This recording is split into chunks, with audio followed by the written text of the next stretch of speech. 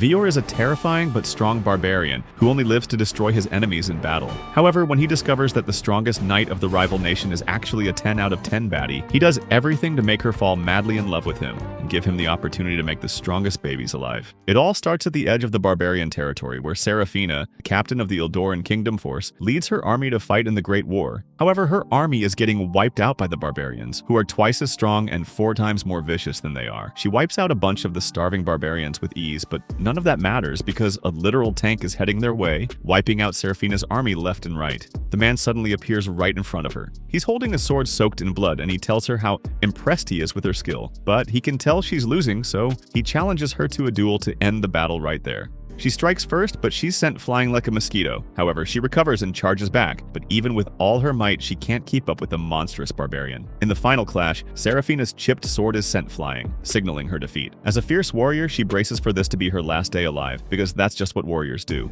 But as the man notices her lethal face card from up close, he suddenly decides to spare her life, revealing to her that he will make her his. A day later, she finds herself in the barbarian's basement. Noticing the chains, she panics, remembering how the man said he would make her his, assuming that fate has a 10-foot pole for her. Suddenly, the cage opens, and a woman reveals herself as the strong man's servant, Circe. Seraphina braces for Circe to be more ditty than the strong man himself, but Circe explains she's only there because the strong man ordered her to get Seraphina cleaned up and presentable. Circe gets straight to work scrubbing the blood and dirt off from the battle, and she points out how Seraphina turns out to be the feminine type, basically the muscle mommy every guy at the gym has a crush on. Circe starts to understand exactly why her master chose this one, and that thought terrifies Seraphina even more. Once Circe finishes cleaning her up, she dresses Seraphina up, and when Seraphina catches a whiff of perfume being dabbed on her, she starts wondering if she's being prepped like a meal instead. Footsteps start coming down the stairs, and it's the strong man, who introduces himself as the thundering voice Vior. Seraphina looks at him and his golden eyes and is sure that this guy is not human at all, which reminds her of old barbarian sacrifice legends she used to hear growing up. Furious, she tells him she'll never accept defeat like this, that her pride is too high to be eaten by a barbarian. Hearing that, Vior and Circe get confused, so he reveals to her that he actually brought her here to make her his wife, making her instantly blush. He says that the moment they first crossed swords, Vior recognized her as a knight equal to him in skill, and he fell for her on the spot, deciding right then that he wants her as his bride. Seraphina is stunned and flustered, this news landing on her worse than anything she imagined. Vior just laughs and explains that it's tradition for his clan leader to marry a woman knight worthy of the title. But he won't do it to follow tradition, but because he sincerely fell madly in love with her the moment his eyes saw her beauty and braveness. He then turns out and leaves, leaving her red like a tomato due to his powerful barbarian riz. Years before the Great War, Seraphina was already a respected and noble knight that everyone looks up to. Her brother, Sidious, names her captain of the army, and she's thrilled, since she's always wanted to make the city a better place. But then Sidious hands her an invitation to a noble gathering, something she's never been a fan of. Still, for the sake of her family's name, she agrees to go. That night at the gathering, everyone's shocked to see her show up. Turns out Seraphina is actually the princess of Ilderin, and she never comes to these things since she chose the knight's life instead. All she hears all night is gossip about her becoming captain and how a woman shouldn't be a knight, and it annoys her. So she steps outside for air but gets cornered by noble girls who go on about how dangerous facing the barbarian sounds, saying that Seraphina should just give up and find a husband for herself. It frustrates Seraphina enough that she storms off from the gathering entirely. On her way out, she spots a group of poor people fighting over food and steps in to break it up. Seeing how desperate they are, she hands over her ruby necklace so they can get by and make them promise to never steal again. The next day, Seraphina suits up in her knight's uniform, ready to head out for the Great War after praying to her idol, the great Princess Wistaracia. While she's praying before leaving, her brother storms in, furious. He hates the idea of her being a knight and insists she should be finding a husband instead. Seraphina snaps back at him, but suddenly he morphs into Vior, the same Vior who wants her as his bride. That's when Seraphina jolts awake, completely thrown off by the dream she just had. She notices someone sleeping right next to her, and when she turns to look, she's shocked to find it's Vior and his weapon of mass destruction. She starts screaming at the top of her lungs, but she realizes that she can't remember anything from the night before, and that makes her assume her domain got expanded. Her panic wakes Vior up, and Seraphina demands an explanation for what happened last night. But Vior is still half asleep, and his answer only makes her think of even freakier things involving a big, fat, slimy pickle. Convinced the worst has happened, she begs him to just eliminate her on the spot. She's mortified at the thought of being tied to her enemy like this, since marrying the guy she's supposed to be fighting is where she draws the line. Suddenly, Circe walks in with the dry clothes Vior asked for, and she's also there to clear up what happened, explaining that after Vior left her alone, Seraphina passed out completely due to the sleeping drugs they gave her to transport her there. Circe explains Vior didn't like leaving her to sleep in the basement, so he carried her up to his own bed so she could actually rest like she was back home. Hearing that, Seraphina is relieved believe that nothing actually happened between them, though she's still frustrated that her enemy still won't just finish her off, and that only stresses her out more. Then, Vior brings up breakfast and invites her to join. After he leaves the room, Serafina sits there confused since she's being treated less like a prisoner and more like a cherished wife. She sinks to the ground, thinking back to what her grandfather and brother always told her about being a knight. Her grandfather was amazed she wanted the title, but secretly always thought it was a long shot. Remembering all that brings her right back to what Vior said to her, and how he loved her ability as a knight, and it makes her blush. She quickly shakes the memory off, embarrassed that her softer side keeps creeping up on her. She puts her knight face back on and gets ready for breakfast, bracing for a prisoner's meal of stale white bread. Instead, Vior serves her A5 Wagyu beef that he grilled himself, and she's shocked that barbarians even have access to something that fancy, since back home finding meat that good would be like stumbling onto buried treasure. Still, she refuses to eat, convinced it's just a trick to catch her off guard. Right on cue, her stomach growls loudly, giving her away. Vior lectures her about dignity, explaining that a hungry stomach just means she still wants to live, and his little pep talk is enough to quiet her down. Cersei chimes in to explain that Vior is basically the prince of the barbarians, someone who'd be considered proper nobility back in Serafina's own kingdom. She states that this prince went out and hunted the meat himself, all just to impress the princess he wanted to marry. Hearing that makes Serafina shy, and she finally decides to eat out of respect. The second she takes a bite, she starts tearing up from how good it is, trying and failing to hide how happy she is, which earns her a smile from Vior that makes her blush even harder. Partway through the meal, she asks what meat she is eating, wanting to find out and get some for back home, and Vior lets her in on what she's actually eating, but she's stunned to learn. It's dragon meat. She can hardly believe he managed to take down a dragon, something she'd only ever heard about in old stories. Still, she can't stop eating, and she finally lets him see just how much she's enjoying it. Afterward, Vior tells her he's taking her outside after breakfast. She assumes it's just another barbarian trick, but he insists he only wants to show her where he lives and the beauty around them. She's still skeptical, telling him it's simply a matter of trust, but she finally gives in and follows him out. Stepping outside his home, she's completely stunned by the view, amazed that a barbarian like Vior lives somewhere this beautiful. Walking up toward the mountain, Serafina reminds herself she needs to stay sharp, or she'll fall right into some kind of barbarian trap. Just then, she hears a beautiful sound up ahead that catches her attention, and when she follows it, she finds a real flowing river, and it's enough to bring a tear to her eye, realizing the river back home doesn't even compare. Vior decides it's time for a bath and heads down to the river, inviting her to join him. That request instantly makes her panic, so she goes off with Cersei instead. While bathing, a random Pokemon suddenly appears and scares her half to death. She quickly realizes the river is surrounded by these creatures, but Cersei explains that they are quite chill. Refusing to bathe with monsters, she wanders off on her own, still damp and starting to feel the chill of the air. Hearing footsteps approaching, she braces herself, certain it's some terrifying barbarian about to attack. Instead, she comes face to face with a handsome Chad of a stranger.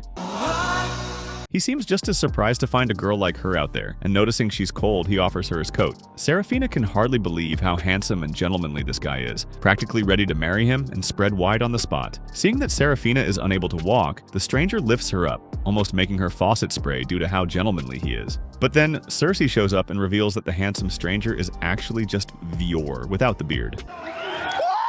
On the walk back, Serafina still can't process how good-looking Vior turned out to be, and Vior is just happy he managed to make his future wife blush, and it makes her shy all over again. He tells her he's learned a bit more about her today after seeing her simping over his face, and it makes him happy knowing he made the right choice. Serafina still insists she doesn't want to be his wife and walks the rest of the way home without either of them. But despite how good he looks, she can't ignore how genuinely kind he's been to her, and little by little she can feel herself starting to fall for him. A few days later, Vior tells Serafina they're heading out on a side quest together. He wants to bring her to the main village and introduce her to the rest of the barbarians. Hearing that, Serafina calls him out for spilling info on a top-secret gathering that she could use to help her army launch an attack from behind. But Vior laughs and says that he isn't worried about that at all. He claims that he put all his trust in her, confident she'll eventually accept her fate as his wife. That makes her flustered, and she immediately flashes back to how handsome he looked without the beard, which just makes him laugh. Later, the three of them head to the main village, where Serafina gets nervous since the barbarians there aren't nearly as friendly as Vior. They all look ready to smash her head like a watermelon, and she's not thrilled about it. Vior notices how tense she's gotten and calls her out on it, picking up on exactly what she's feeling and refusing to let her spiral. He switches into his famous thunder-roaring voice and gives his people a speech, ordering them to clear the way for him and Serafina, as she is here to break bread with their elders, and they all agree to his words cheerfully. Serafina's stunned by that, realizing Vior might genuinely be more noble than she gave him credit for. When she finds out that all these barbarians want to spar with the famous warrior from the Ilderan kingdom, she assumes they all have some kind of vendetta against her and starts convincing herself she won't make it out of there alive if she has to fight every single one of them. However, Vior tells her that's not the case. and proves it by asking the barbarians to step aside if they have no vendetta against Seraphina. All of them step aside, stating strongly that they have no ill will, which surprises Seraphina. As they walk through, one man steps up and starts yelling, practically in tears, and it makes her brace for a fight.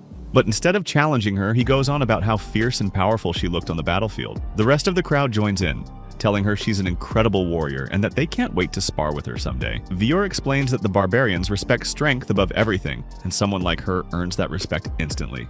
Seraphina's honestly amazed, realizing these people aren't nearly as savage as she assumed. As they walk along the village, Seraphina looks around to see the civilized people all working together to keep the village running, and silently admires them for it, which is unlike her kingdom back home.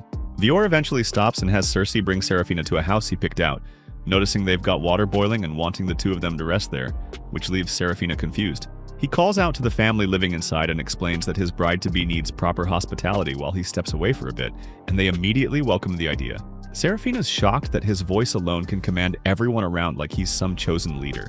The two women inside greet her and even examine her plots, deeming her perfect for someone like Vior. They then happily take her in and treat her with real warmth. She notices the kids act more like grown adults who can run their own household, basically born warriors already. The women serve her a medicinal tea that she instantly loves, and while relaxing, Seraphina realizes the two women aren't actually related, despite living under the same roof, and asks them about it. She learns both their husbands died in the Great War, and it hits her hard. She knows she's not supposed to get emotional over her enemies, but it breaks her heart anyway. She tells them she could very well be the reason their husbands are dead, and she's willing to take the blame for it. The women just smile at her and explain that dying in the Great War is considered completely normal for their people. They're grateful their husbands died fighting, but holding on to revenge against whoever's responsible isn't something they believe in. Seraphina's left completely confused, wondering if the barbarians just see life and death in a totally different way than she does. Suddenly, a giant red dragon crashes into the house, sending everyone into a panic. Seraphina knows this dragon is dangerous and clever, something she really shouldn't take on. But once she sees how terrified Cersei and the others are, she steps up and protects them. She grabs the nearest thing she can find, which happens to be a fire poker, and Cersei can't believe she's about to fight a full-grown dragon with basically a fireplace tool. Seraphina proves her wrong immediately, deflecting the dragon's attack with it, tells everyone that she's a real warrior who won't let innocent people get hurt, and insists Cersei and the others clear out. Cersei refuses to leave her side at first, frustrating Seraphina, until she explains that her life matters too and that she wants to prove death isn't something to take lightly. Cersei finally understands and leaves her to handle it alone. Meanwhile, Vior and his men are busy defending the village from a wave of these dragons. He manages to take down most of them, but realizes there's still one left. He assumes Seraphina's safe with Cersei until Cersei shows up and tells him exactly what Seraphina's doing. He doesn't hesitate for a second and rushes to help. Meanwhile, Seraphina lures the dragon out into the open ground, and it breaks Seraphina's weapon, leaving her vulnerable. In this moment, Seraphina remembers how she did her duty as a knight who protects people and is ready to die. But just as the dragon's about to end her, she hears someone screaming her name. Vior shows up and tells her to cover her ears, then unleashes his thundering voice straight at the dragon, which pushes it back before taking it down with ease. He stands beside her and lifts his helmet, telling her how relieved he is. He can't thank her enough for trying to protect his village, clearly just glad his future wife made it out safe, and it makes him smile. That's when Seraphina finally breaks down crying, realizing the first time with a real understanding of what death actually means. She's genuinely terrified of it for the first time in her life, and when he's the one who saves her, the relief she feels makes it obvious she's starting to fall for him too. By the end of the day, Vior carries her back to his people, and she happily lets him do it. That night, Seraphina goes to celebrate the win with the barbarians, something she never saw coming. She's still thinking about how Vior was the first person to ever save her from danger, and it makes her blush. Cersei sits with her and tells her she's impressed that a noble like Seraphina would risk her life for her enemy. Seraphina just smiles and looks up at the sky, thinking maybe prisoner life isn't so bad after all. She then starts drinking, glass after glass, like she just got rejected by Harry Styles, and she starts seeing things. Fairies start flying around calling her name, hyped that a noble Ilderin is crashing their party, and she thinks she's hallucinating, but Vior shows up and tells her she's not hallucinating. Out of nowhere, a whole squad of storybook creatures appears. Plant people, elves, all conjured by Vior, and they can actually talk. The first thing they do is gush about how amazed they are by Vior's future wife. They all settle around the fireplace, leaving Seraphina completely lost, since she never thought the creatures from old tales could just casually chat with her. Just then, a dwarf hands her an enchanted sword as a thank you for saving the barbarian village, and when she examines it, she sees that it's a sword of the highest quality, which only a dwarf can make. That's when it hits her that this is all real, and Vior notices she's spiraling, so he reveals that they are all the elders, where dwarves, elves, fairies, plant peoples, and all of them were neighbors, which are called the Great Alliance.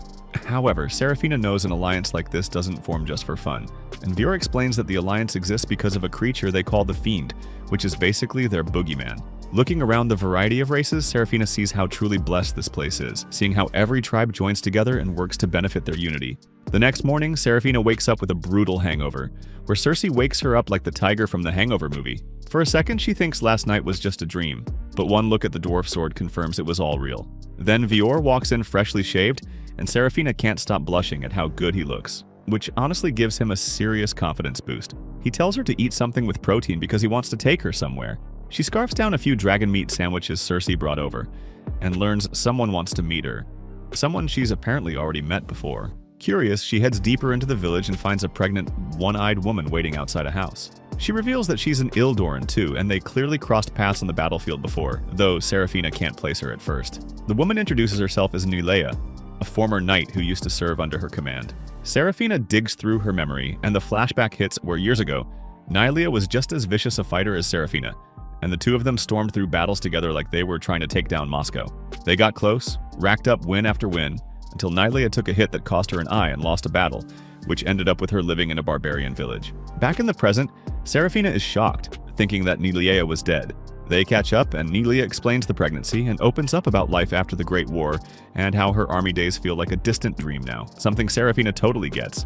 But Serafina asks how Nylea could talk Vior into running an errand for her, despite him being a barbarian royalty, and Nylea reveals that she is married to Vior's cousin, and Vior himself is young and extremely helpful. Serafina is confused by the young comment, until she learns Vior is actually way younger than she assumed, and the reveal leaves her stunned, which just cracks Vior up. He gets excited hearing Serafina is in her prime age, since that only makes him want to pursue her harder as his future wife. She immediately shuts that down, insisting she will never be his wife. Things get tense, but Vior just laughs it off, confusing everyone in the room. Then, out of nowhere, he actually apologizes to her for being arrogant, which throws Cersei completely off guard. Nylea reveals that Serafina didn't lose their duel because she lacked skill, but that it was her gear. She says that Vior had the better equipment going into that fight, giving him the edge, and even though Serafina's sword chipped and forced her to yield, she never actually gave up. Nylea is convinced a rematch would go Serafina's way, but Vior never even needed to use his thundering voice on her, so nobody ever found out. Right then, Nylea's husband, Vidal, walks in and immediately starts telling her about their son's day. Watching Nylea light up listening to him throws Serafina off completely, since the Nylea she remembers used to be a knight who vowed to wipe out every barbarian for the sake of their kingdom. Seeing how much she's changed makes Serafina rethink everything about her own future. That night, Serafina and Vior talk things out, and she admits she was wrong about his people, and that calling them enemies was just something her kingdom demanded of her. But after seeing how kind they actually are, she believes she can change her people's minds once she's home. Still, she reminds Vior she won't be his wife, since she's got a wish of her own left to fulfill. But then she admits that after everything, like him constantly saving her and taking care of her, maybe being his wife wouldn't be the worst thing in the world. Vior's face goes instantly red, realizing she's finally starting to come around into loving him. Somewhere else, a group of Ildoran knights is stranded deep in a random forest, hurt, starving, and desperate for help. A female priest with magic powers channeled through her Bible is guiding them to safety, but a few of the injured knights start losing patience, which only frustrates her more. She pulls out her compass and it points straight towards Serafina. A few days later, Serafina is back on her feet, training hard with her new sword. She feels the itch to fight again, so she starts chopping firewood just to keep herself sharp. Cersei ends up disappointed when she realizes Serafina only helped with chores out of boredom, but instead of sulking, she's got a surprise waiting. Right then, Vior and a group of his warriors show up at the house, fully armored like they're marching to war. Turns out they're there to spar with her. All Vior's idea, since he knows exactly how boring housewife life must be for someone like her. Cersei rushes her inside and pulls out her old armor, and Serafina's stunned that Cersei kept it all this time, fitting her into it like she's been waiting for this moment. When Serafina steps back outside in full armor, the barbarians go wild with excitement. She introduces herself as the Ildoran captain, the crystal helmet, and the crowd can't wait to test her, bringing back that same rush she felt during the Great War. Her first match is against Gamelen's son, Raham, who tells her flat out not to hold back, like he's convinced he's the stronger one. She takes the hint and knocks him out cold with barely any effort. His father can't stand seeing his son humiliated like that, so he steps up next, and Serafina drops him just as easily, shocking everyone watching. Then she faces Sero, a respected warrior and the brother of the wife she saved earlier, who's eager to test the crystal helmet's reputation for himself. Same result, she knocks him out without breaking a sweat, honestly getting a little bored at this point. Everyone's amazed and a little terrified watching how strong she really is. Cersei can't believe Serafina is even stronger than the rumors, but something's bugging her, so she asks Vufamake what's fueling all these wins. Vufamake explains it's Serafina's willpower, something Cersei's already heard mentioned by Vior. Willpower is something creatures like Vufamake simply don't have, since they live long lives, but humans and barbarians burn with it because their time is short, and that urgency to accomplish something before they die makes them hungrier and more dangerous fighters. That's exactly what makes Serafina and Vior so strong. After taking down more barbarians, she finally faces the strongest one, Vior himself. Their duel is just as epic as before, but this time both swords chip at the same moment, ending things in a draw. Then a villager rushes in with news. Injured dragons are attacking the village again, which confuses Vior since his people would never let a dragon just wander off hurt like that, meaning something else caused this. Vior, Serafina, and the others head into the forest and manage to trap the dragon, and Serafina finishes it off with one clean blow.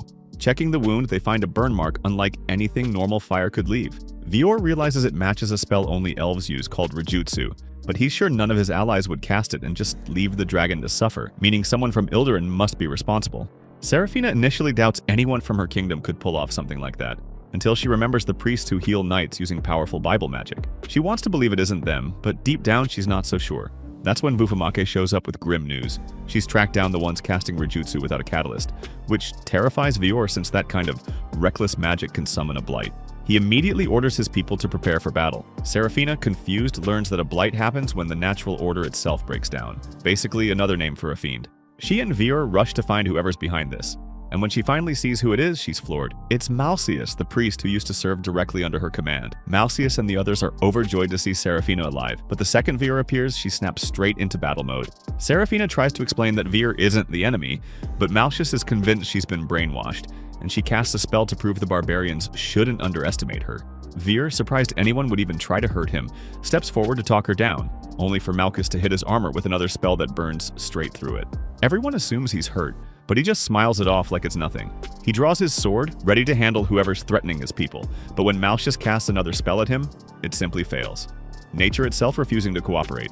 Vior and his people immediately recognize what that means, and back away fast. Then a black creature erupts from the ground, wrapping Malchus in tentacles, and Vior confirms his worst fear.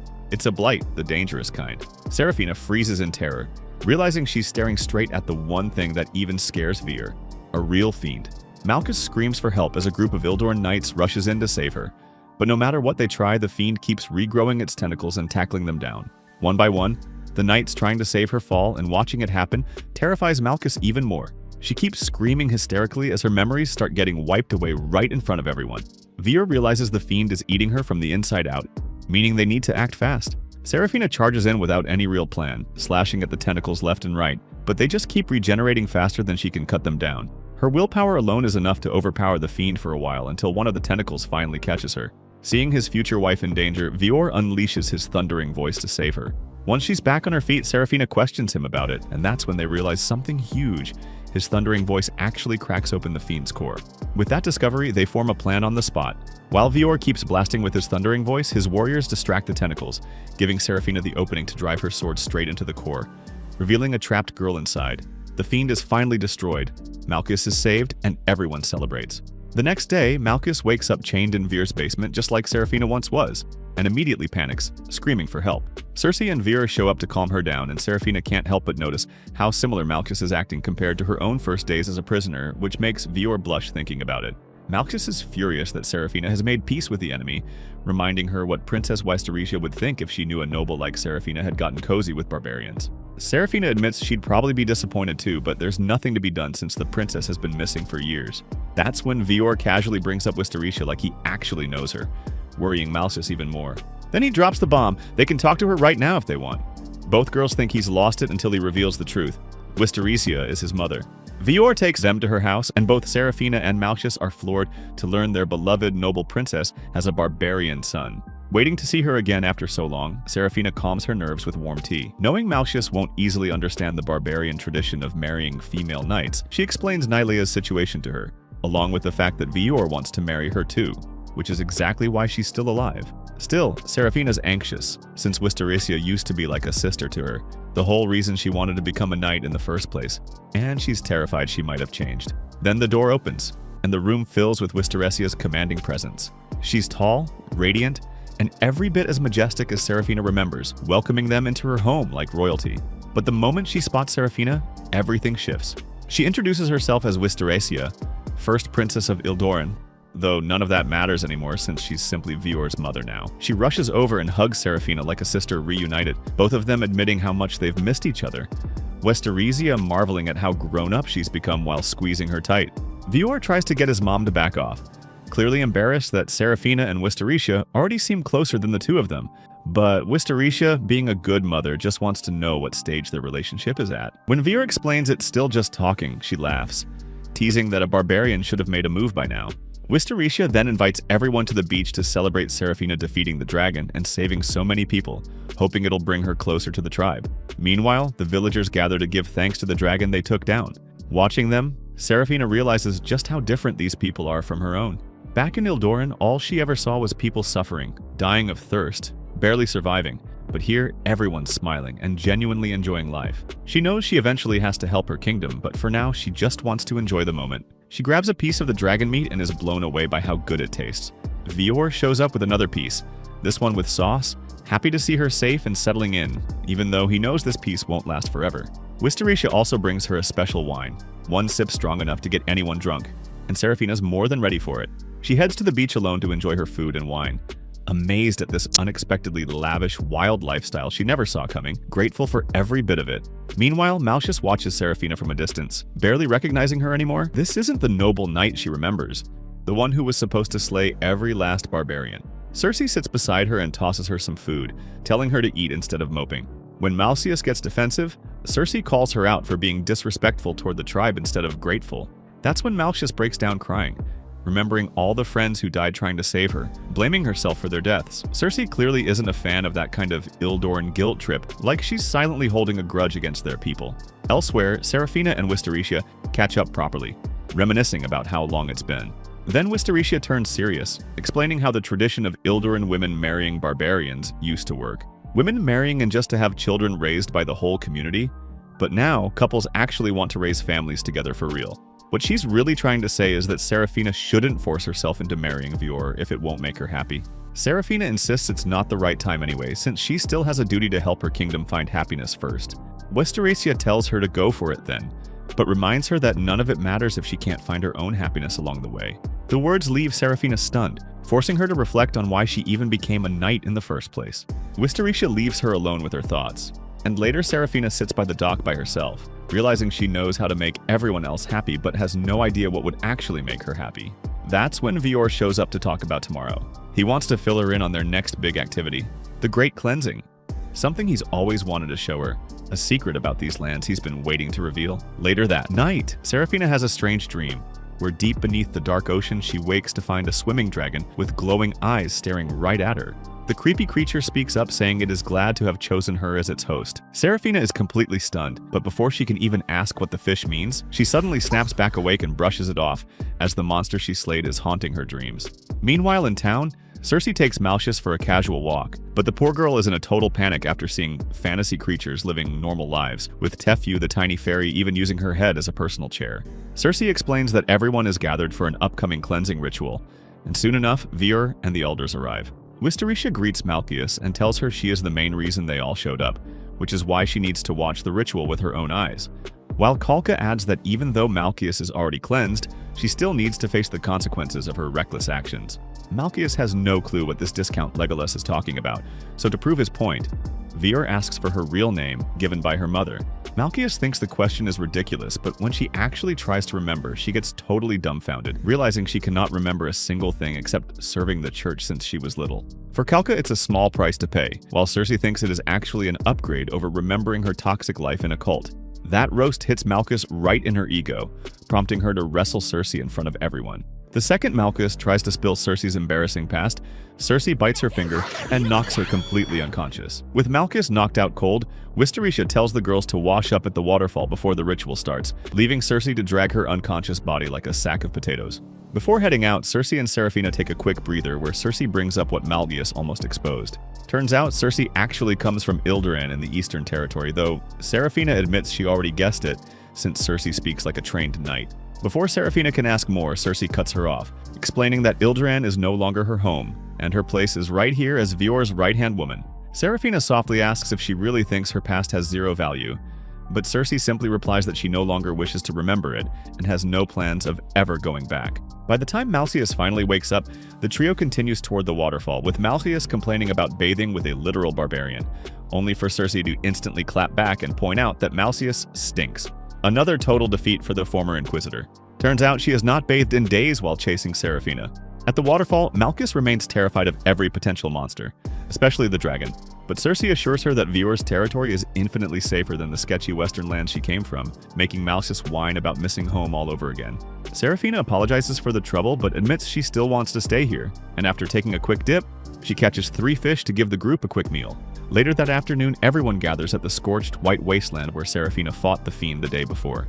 Vior explains that nature differs from living creatures because when people lose their will to live, they simply die. But when nature loses its will, it corrupts and turns to dust. Kalka promises to explain the details later, but first, he needs to inspect the book responsible for this entire mess, Malleus's sacred Bible. Turns out it is merely a basic Rejutsu text that converts energy into light, heat, and impact, which Kalka dismisses as nothing more than a cheap magic trick.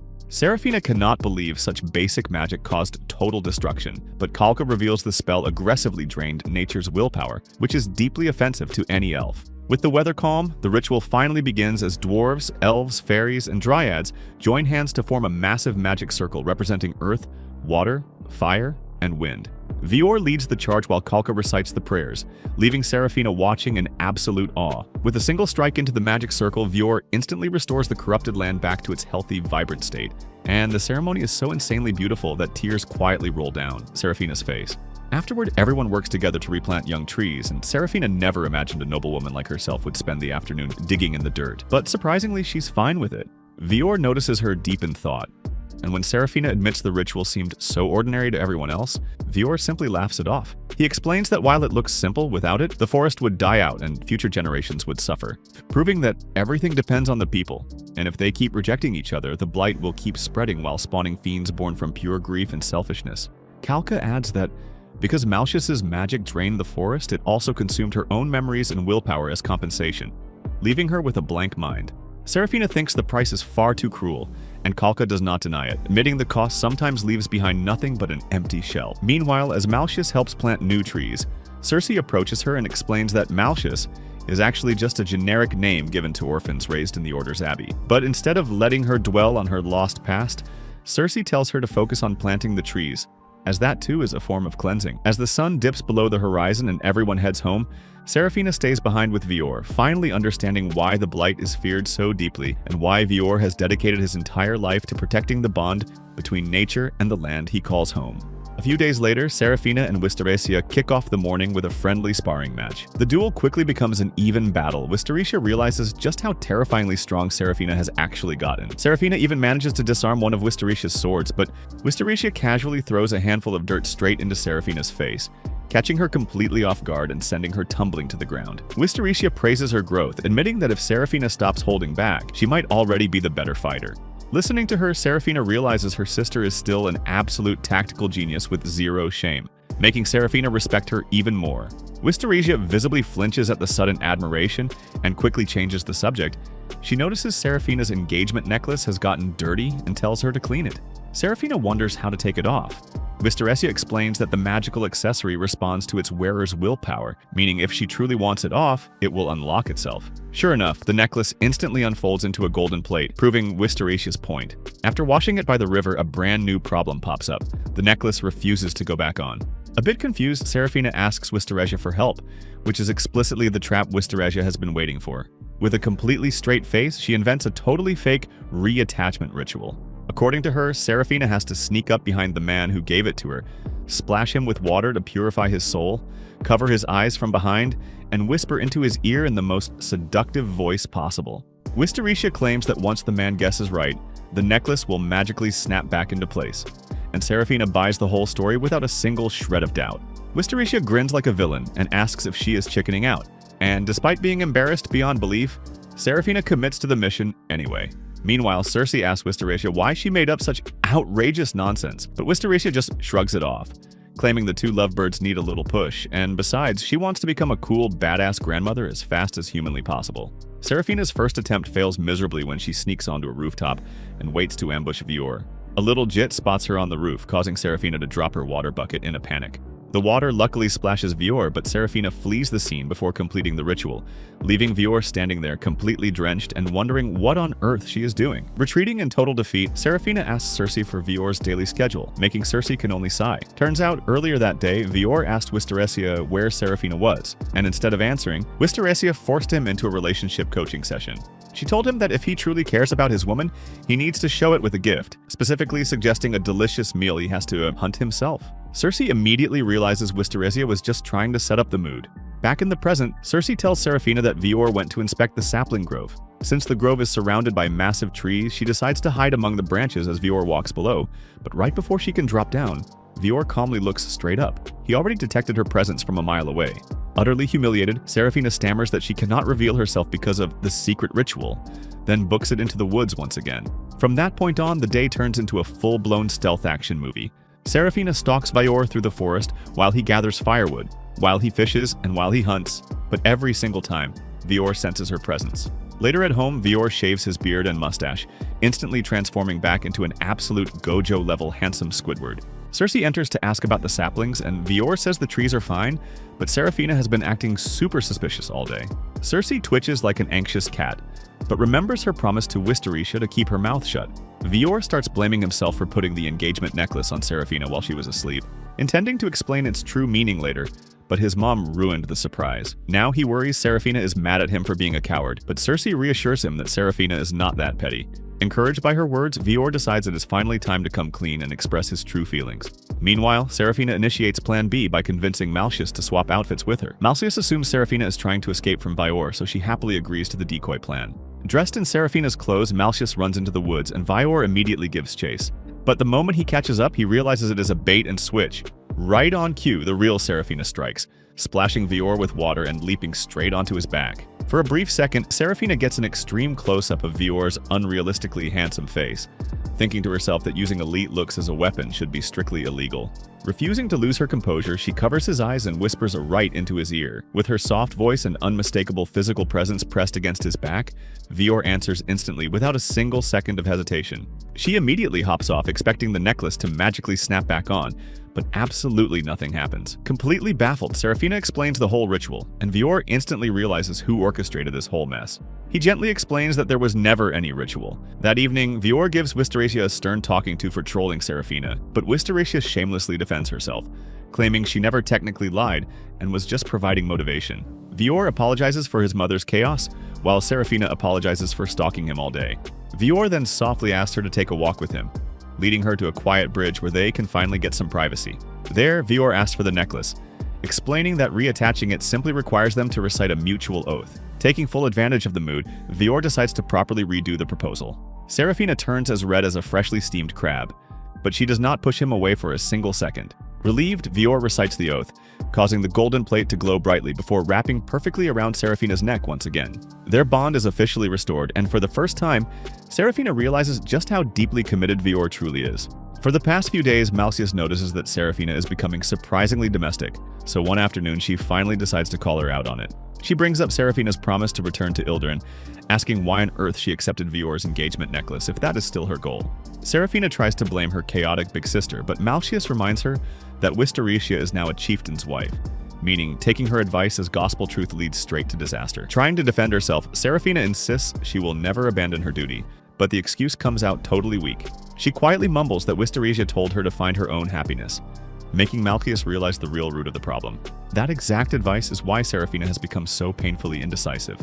Serafina confesses that after spending her entire life on the battlefield, she has zero clue what happiness even means because her only goal was ending the war by dedicating her life to the kingdom. However, after living here, she realizes nobody actually treats her like a filthy Western invader.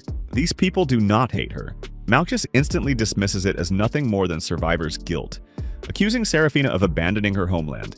But after 7 long years fighting for a kingdom, Serafina is now actively questions herself. Choose Ildorn, or choose her own personal happiness. Either way, she has to throw something away.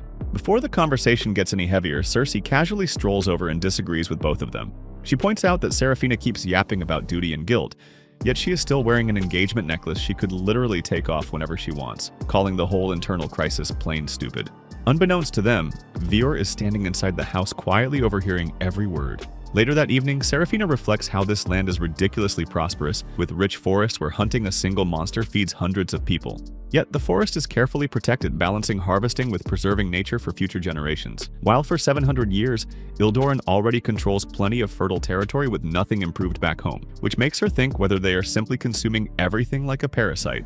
Vior notices her distant look and gently asks if she is still stressing over the earlier talk. Serafina nods, wondering what the Eastern Expedition even means anymore, and was it ever the right way to help her people. Realizing how heavy the topic is, Vior suggests continuing the chat outside. Finally able to vent, Serafina admits she feels trapped between her duty and her happiness. Vior tells her to picture a bright future instead of living in fear, reminding her that endless doubt creates endless regret. Closing her eyes, Serafina visualizes two paths. If she returns home with expedition achievements, people might welcome her back, but she would probably spend the rest of her life locked inside a castle for her own protection. Then the alternative, throwing away her noble title, her status, and staying right here with Vior, who might actually surpass her in strength one day. That second future sounds amazing, but Serafina frantically shakes her head to snap out of the daydream, still unable to make up her mind. Seeing her struggle, Vior gives a faint smile, finding her hesitation secretly comforting because it means her feelings for him are now just as heavy as her identity as a knight. At the end of the day, only Serafina can make this call, so Vior promises to walk right beside her until she finds her answer, starting by showing her more of the world. Meanwhile, back in Ildoran, Serafina's brother Sidious gets an official report from the east. The search party never found Serafina's body, hinting she might have survived as a prisoner, while praising her command for preventing total annihilation. Because of that tactical success, Ildoran is already prepping another massive expedition, leaving Sidious to sigh over the waste of his sister's sacrifice. Back in the east, Serafina eagerly tries to guess where Vior is taking her next, and Vior asks if she really wants to visit the land of the dwarves, making Serafina's eyes light up like a child. Not only do they have incredible underground cities, but they also have natural hot springs. She immediately complains that life in the east is wildly unfair enough, and now they have unlimited hot baths. Even Malchus, who grew up freezing her butt off bathing in winter rivers, admits that sounds insanely luxurious.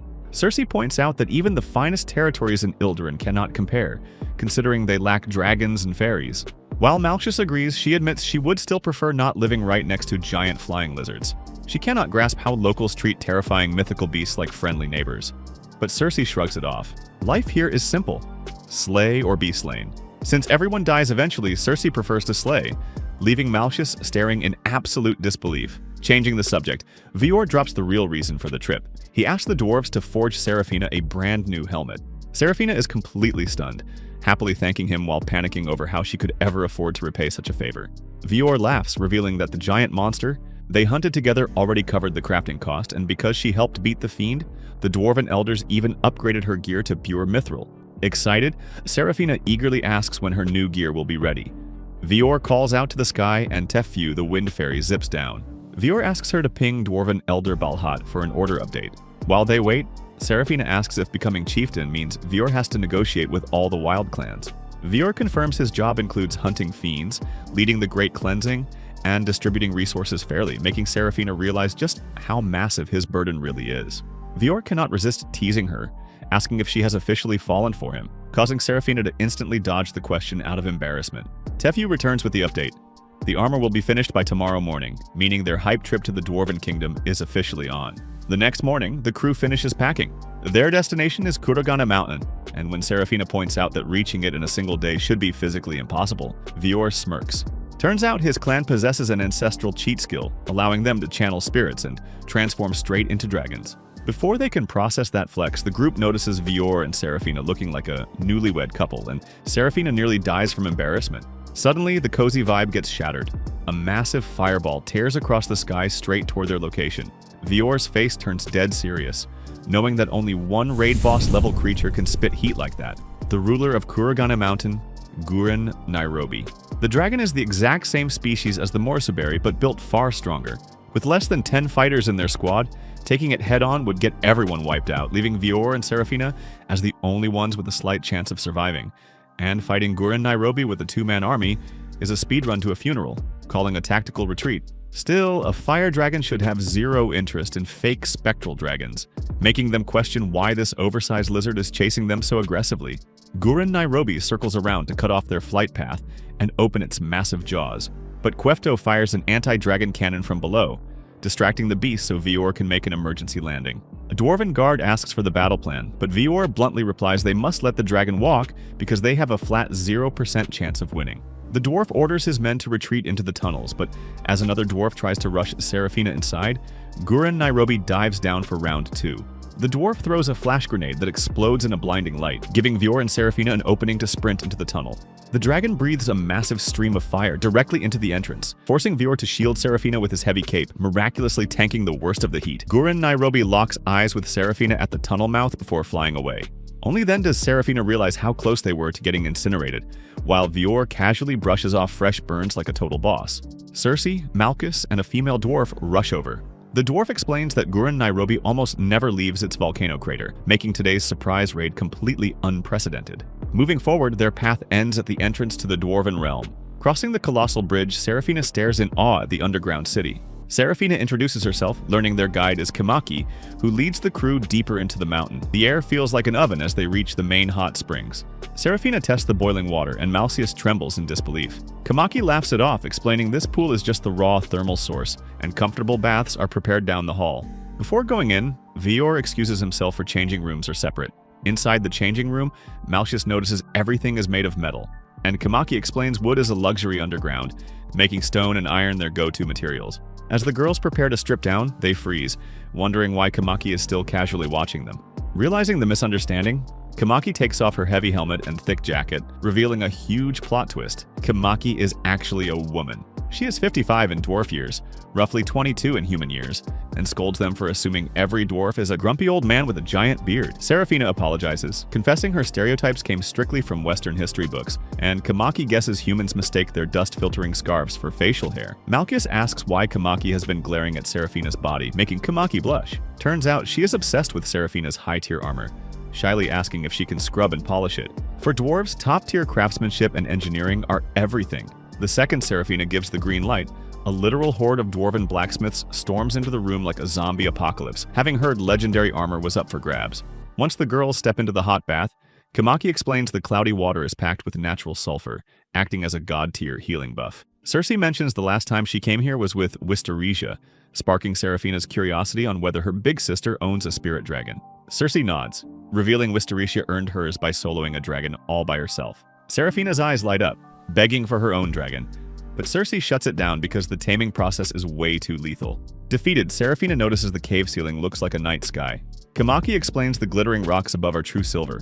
When an excited Serafina asks if it is pure mithril, Kamaki clarifies mithril is infinitely rarer, glowing by absorbing the mountain's willpower to illuminate their home. Kamaki spotted a raw mithril stone waiting to be awakened, explaining a strong knight can ignite it using their spirit.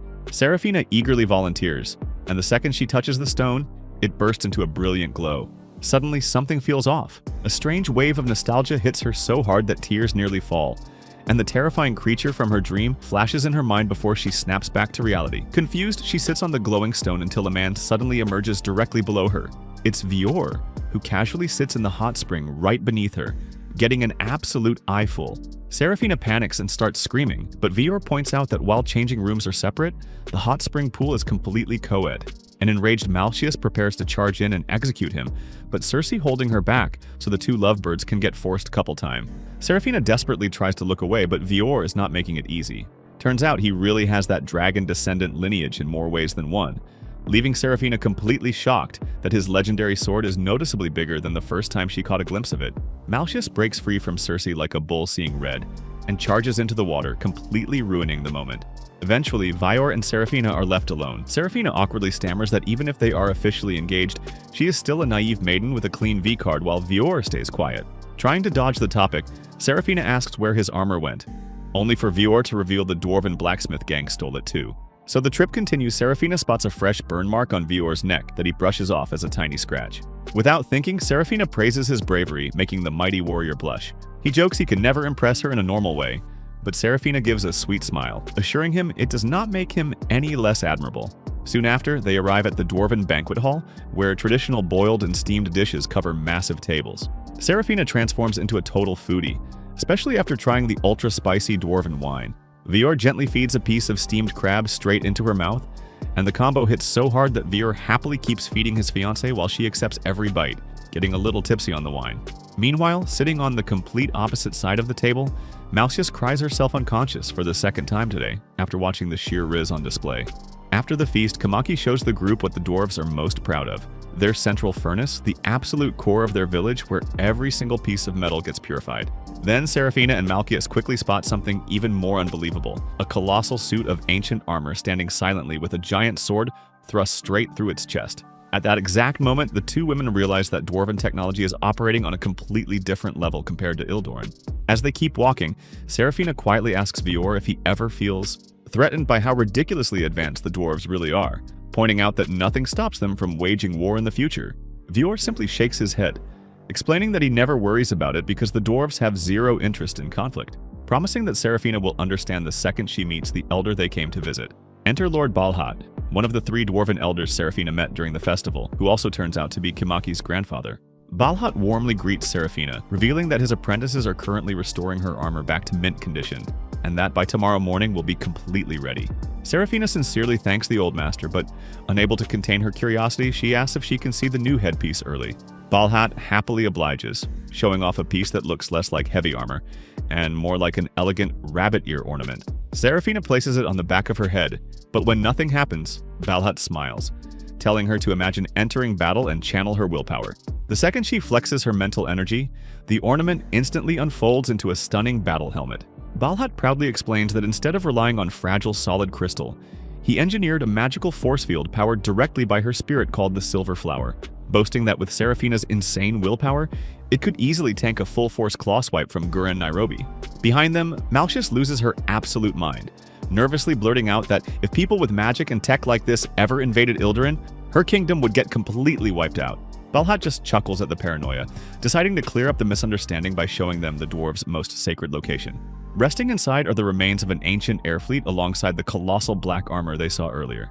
Balhat reveals that all of these sci-fi relics were already here when the first dwarves found the mountain, meaning nobody actually knows who built them, and the dwarves simply became obsessed with studying the ruins. Serafina remembers the elders saying they had zero interest in fighting Ildoran, and Balhat confirms it, making it clear that it is not because they fear humans, but because they are far too busy geeking out over ancient ruins. Of course, he casually adds that if war ever comes to their doorstep, they definitely wouldn't mind taking their super weapons out for a test drive. Meanwhile, outside the mountain, Gurren Nairobi is still patiently circling the sky like a raid boss waiting for the players to spawn. Back inside, Kamaki continues the tour and brings everyone up close to the giant armor, proudly introducing this Gundam-looking mech as Giant Pitch Black. According to her, the mech is strangely sensitive, and if someone catches its attention, it stares right back, which is precisely what happens to Serafina the second she looks at it. Seeing the giant mecha visually react, Malcius literally foams at the mouth and faints on the spot for the 3rd time today. Kamaki casually explains that nobody knows how to pilot the thing, but since ancient magic runs on willpower, she asks if Serafina wants to stay and help with their research, considering both her and Vior possess off-the-charts mental strength. Serafina is honored by the offer but politely declines, stating she still has business to settle. Later on, Malcius gets dragged off to the infirmary, with everyone agreeing she is out cold until tomorrow morning. While she rests, Kamaki asks Serafina if her previous helmet was actually made of solid glass crystal, and when Serafina awkwardly confirms that Vior shattered it during their duel, Kamaki's eyes light up like a Christmas tree. Questions begin firing off faster than a Gatling gun, forcing Serafina to frantically wave her hands, reminding Kamaki that she is a frontline knight, not a scientist who understands glass chemistry.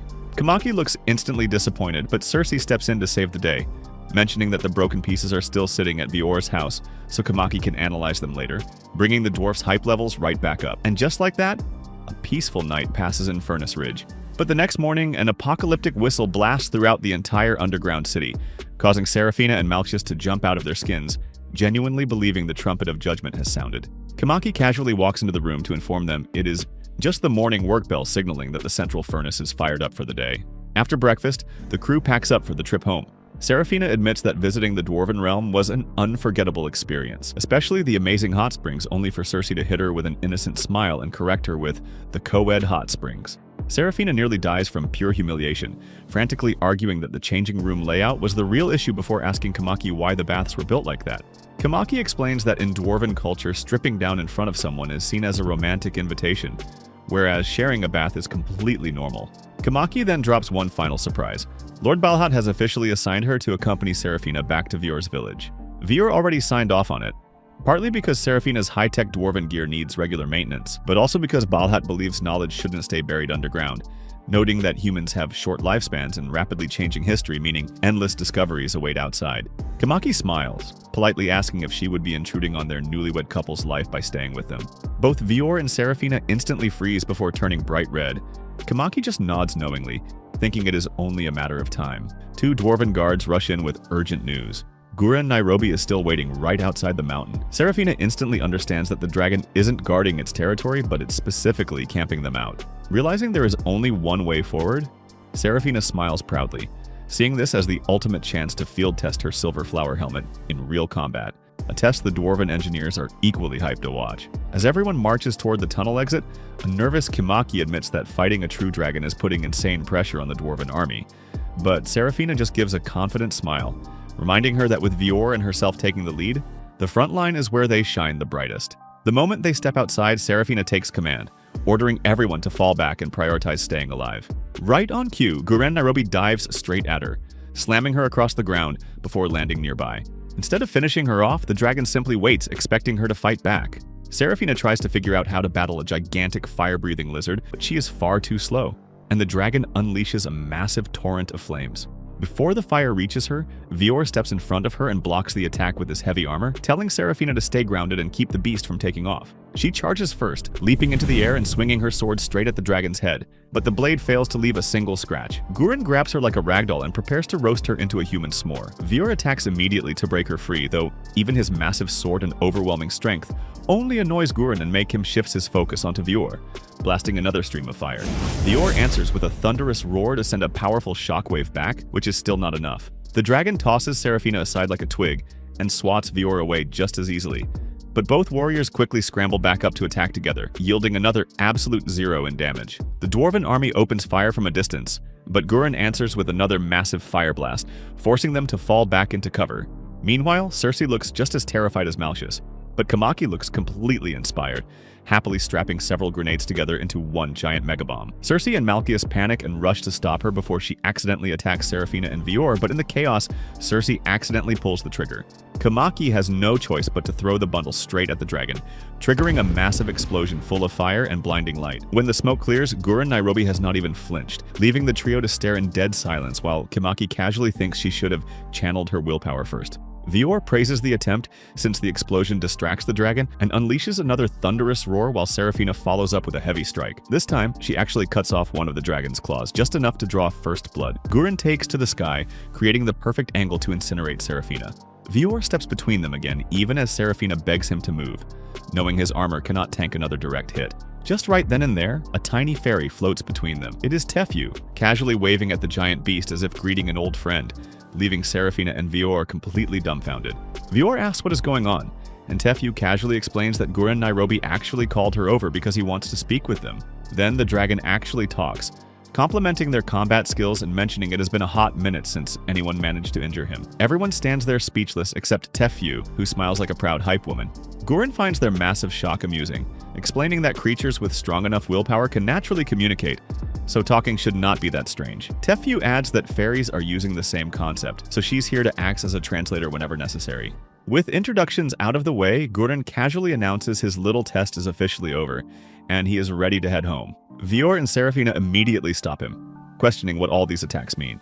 So the dragon lands once more and explains that after watching them keep fighting despite overwhelming odds, he decided they were worthy of an audience. Since his cut claw is starting to hurt, he keeps the explanation brief. Seraphina apologizes for slicing it off, then Gurren scolds her for saying sorry, reminding her that he started the test, she passed it, and she should be proud. He adds that if he had truly wanted to murder them, he could have stayed in the clouds and sniped everyone from a safe distance, but instead stayed on the ground to give them a fighting chance. So, according to ancient dragon tradition, whenever people from Ildurin return to these lands, they must prove their strength, though Serafina gets totally confused when he uses the word return. Gurren simply replies that she will understand once she sees the truth for herself. Before he takes off, Vior asks if they did the right thing by defeating the Morsuberi. Gurren admits that he had no idea that Black Dragon had passed away, but hearing that Vior and his squad defeated him, Gurren concludes that the guy was just old. Everyone blinks in disbelief, while Gurren explains that dragons follow the exact same laws as every living creature, growing old, weak, and sick until they eventually die. He then casually adds that if Vior and Serafina had failed his test, he would have eaten everyone on the spot anyway.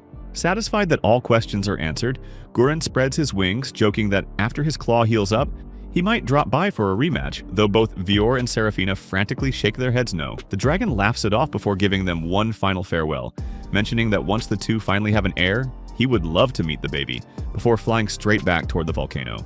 Watching him disappear into the clouds, Serafina lets out a huge sigh, having never imagined an ancient mythical dragon could be such a massive chatterbox. Vior quietly reflects on what Gurren said about the circle of life, noting that if they ever have a child together, that kid will also become part of that cycle. Serafina instantly turns bright red, and a second later, Vior realizes what he just implied, turning completely red himself. The super awkward silence does not last long as the rest of the crew comes rushing over. Malchus throws herself at Serafina like an overprotective mother hen, while Cersei cries on Vior like a worried little sister. Over on the side, the Dwarven army erupts into hype cheers, having just witnessed the first person in history to hold a casual conversation with Gurren Nairobi. With the danger clear, the group bids farewell to Furnace Ridge while gaining a brand new companion in Kamaki, as Lord Balhat believes following Vior and Serafina will teach his granddaughter far more than staying underground ever could. With that, Vior summons his spectral dragon, and the party begins the journey back home.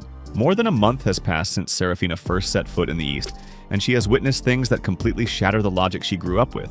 Yet somehow, the more she learns, the more she believes true peace might actually be possible. At long last, she makes her ultimate choice. She will work toward creating a genuine alliance between the East and West through cultural exchange, lay down her title as a knight, and officially accept Vior's proposal.